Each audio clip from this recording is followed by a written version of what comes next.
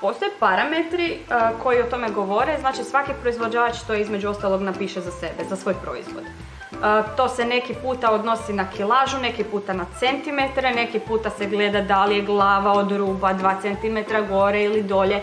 Svaki proizvođač to baš jasno da do znanja i onda po tome se gleda da li se ide na sljedeću. Evo, jedna tema je isto do kada voziti djecu u suprotnom smjeru. Dakle, ne znam koliko znaš, prije su jaja, odnosno autosjedalice za novorođenčad bile do 9 kg i to može biti čak 6 ili 9 mjeseci. Svi su shvatili jako brzo da je to puno prerano za okretanje prema naprijed. Onda imamo Američku pedijatrijsku akademiju koja kaže da prije drugog rođendana se ne smije okrenuti dijete prema naprijed.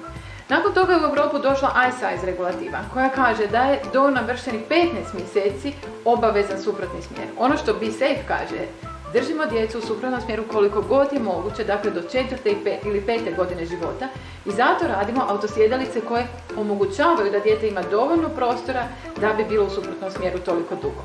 Ali ti nam možeš reći koji su minimalni uvjeti da bi ipak dijete okrenuli prema naprijed. Tako je. Hrvatska udruga Roda često naglašava da su minimalni uvjeti 15 mjeseci, 10 kg i samostalan hod i da pritome sva 3 uvjeta trebaju biti istovremeno ispunjena, inače nema smjera vožnje. Meni su to toliko minimalni uvjeti da ja na to kao roditelj nisam pristala, premda su moja djeca to ispunila, oni su i dalje u kontrasmjeru jer mi to nekako, ne znam, evo, meni to recimo nekakvu brigu stvara i nisam htjela pristati na to. Između ostalog, jako je teško i naći sjedalicu u smjeru vožnje, a da stvarno jako dugo se može koristiti sa vlastitim remenčićima. To znači visoka djeca prerastu jako brzo i jednostavno, evo, meni to nije pasalo. Mi smo se držali BeSafe.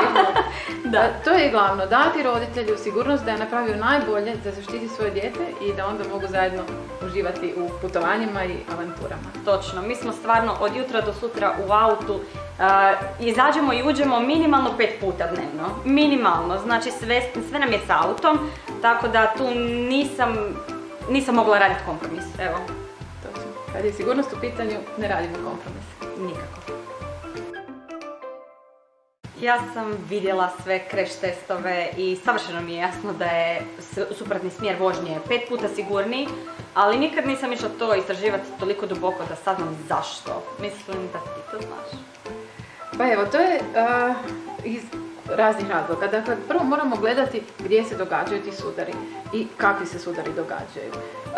Više od 75% sudara su frontalni i bočni sudari. U takvom sudaru, ako je dijete okrenuto prema naprijed, naravno treba biti čvrsto vezano pojasevima i događa se naglo zaustavljanje automobila. Tada djetetova glava koja je teška putuje prema naprijed i događaju se ozljede vrata. Druga stvar koja je važno za znati je da djeca nisu minijaturne kopije odraslih ljudi. Oni su građeni tako da imaju prilično veliku glavu u odnosu na njihovo tijelo. Djetetu od 3 mjeseca, na primjer, glava je 25% težine tijela. Nama je samo 6% težine tijela. Da.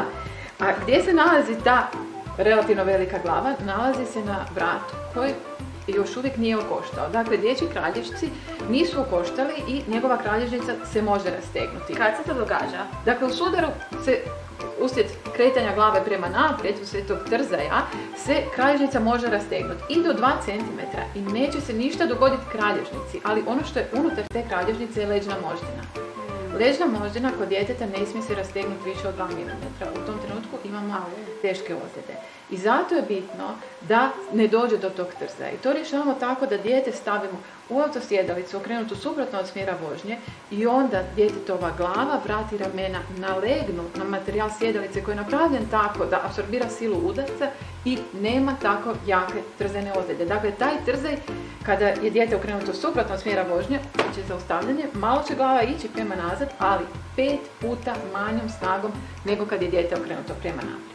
Treća stvar je da u tom slučaju sudara sve krhotine, sve što ulazi u automobil udara u sjedalicu, a ne u lice djeteta.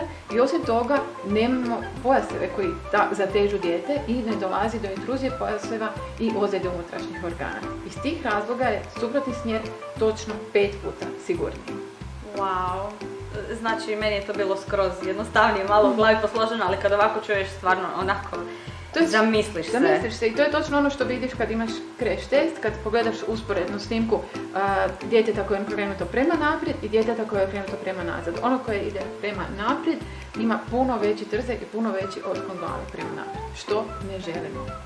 Znači to je točno i jedan od razloga zbog čega ne treba držati hrpu stvari oko na sjedištima i na podu auta jer to sve krene letiti okolo, to su sve sudara, da. Samo mekane igračke i samo crash testirani dodaci koji su vezani uz auto i koji neće odletiti u dijete ako se dogodi nesreća. Da. Najbolje uvijek uzeti original dodatke, tako je. I one koji imaju znak da su crash test.